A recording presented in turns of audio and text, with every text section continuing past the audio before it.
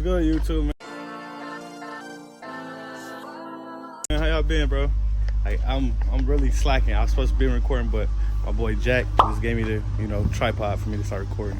So that mug look good. I can't cap.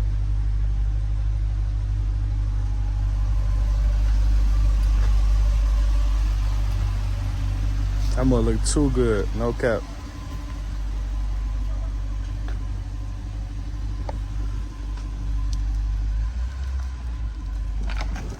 He probably gonna shoot off in that bit.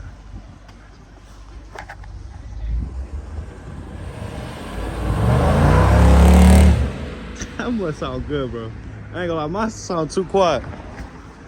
But as I was saying, like, I was driving yesterday. I got a 30-minute vlog I gotta edit for y'all. But I was driving and my battery light came on and I realized it was the alternator because I'm already looking at the alternator. The alternator looked old when I bought the car from somebody. The dude I bought it from.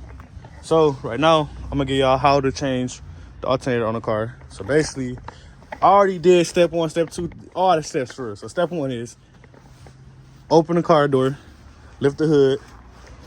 Second step, come over here, open the hood. Third step, you take off the cold air intake.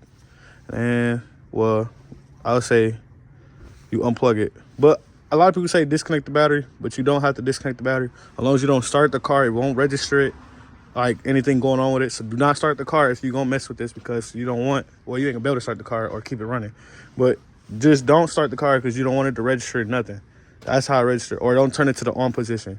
But you got the cold air intake off. You disconnect the cold air intake sensor or whatever you call it, the air map, whatever. And then the second thing is you get like a not this I got some tools from my homeboy, but you grab like a wrench and you put it in there and you twist it so it could loosen up and you take off the belt. Next step is get you a 15mm. It should be 15. It might be different sizes on different chargers because people would like to get, junkyard bolts and throw them on. But it's a bolt that hook on to the top of the alternator. Let me hold this up for y'all because a lot of people don't know how it's supposed to be, but it goes in like this. And you see how I go like that. So the bolt on this side, you take it out. The bolt gonna be this long for real. The top bolt, this is my bottom bolts. I don't get it mixed up. So I got the first time I took my alternator off, I was able to get it from the top, but I did keep scratching my hand on the block. Literally, I kept scratching it. So I went through the bottom and literally not a scratch on my finger. So I did bump it a little bit right there. You feel me? But otherwise than that, I got it disconnected. Second step is, the step after you got the screws out, you want to disconnect this little positive. I don't know if y'all can see it on the camera, but it's literally right here. You want to disconnect that and also take out the plug. Once you do that, you should be able to squeeze it through here. Literally, it's not hard. Like I literally did it before. You just pull this to the side and then work your way up here. Just make sure you don't rip any wires because if you do, you're out of luck. No cap. But while I'm right here, I would put the cold air intake, but I said cold air intake, my catch can, but my catch can't fit right here. So I gotta figure out how, because this is in the way. If I do, I could just, shave this down a little bit, but I don't want to do that. I'm probably gonna get a spacer, put it right here and get a longer screw. And then just, put it right here so it could fit. And then have it connected right here. Literally, that's not even that hard. But I gotta get a cold air intake for this thing, bro. My old one do not work. It do work, but it's horrible. I'm not gonna lie. Got the screw out. Turned this sideways. Nut right here. No diddy. Gonna put that right there. The clamp gonna be right here. You just squeeze it and you pull it out. It's gonna be a little struggle if you never did it before because it's gonna be like really hard, but I'm telling you, it's not really hard, but set y'all up somewhere. My hand burning because I think I cut my hand a couple of times. And yes, y'all is gonna have to disconnect the battery because I damn nearly got electrocuted trying to, trying to get it out. Like trying to put that on there. Like as soon as I touched it start sending shocks and I'm like, yeah, no, I'm not gonna get electrocuted. So I'm gonna set y'all up. Let me see if I can set y'all up.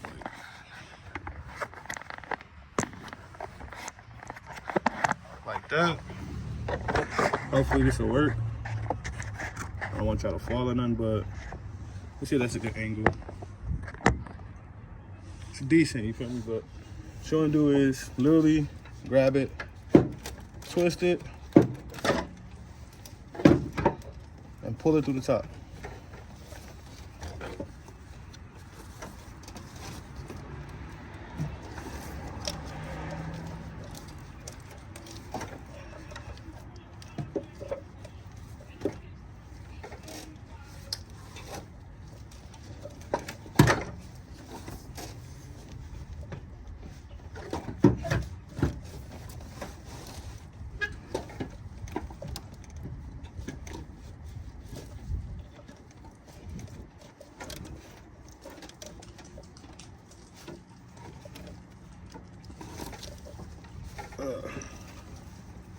Boy, heavy. I'm not gonna lie. It ain't heavy, but I ain't get it to grip.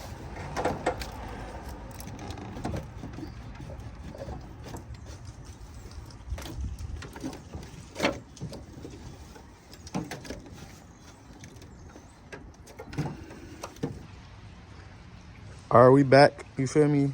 So, yes, I had got the alternator off from the top. I had used a crowbar, pulled it back, and I ended up slipping it out. I did scratch a little bit of the paint off right here because when I first was doing it without pulling this back, it was rubbing that. So I pulled this back all the way far back like that, and it came out easy, not gonna lie. So I already got the new alternator in there.